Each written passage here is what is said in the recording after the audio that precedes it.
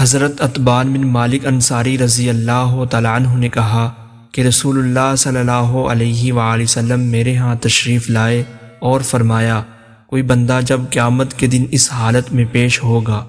کہ اس نے کلمہ لا الہ الا اللہ کا اقرار کیا ہوگا اور اس سے اس کا مقصود اللہ کی خوشنودی حاصل کرنا ہوگی،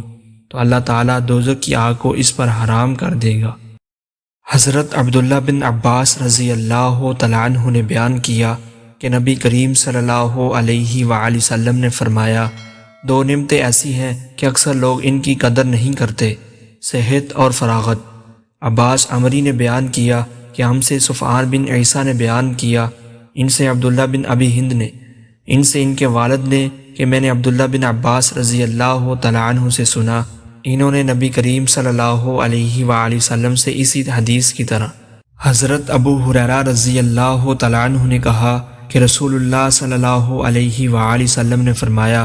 اللہ تعالیٰ فرماتا ہے کہ میرے اس مومن بندے کا جس کی میں کوئی عزیز چیز دنیا سے اٹھا لوں اور وہ اس پر ثواب کی نیت سے صبر کر لے، تو اس کا بدلہ میرے ہاں جنت کے سوا اور کچھ نہیں۔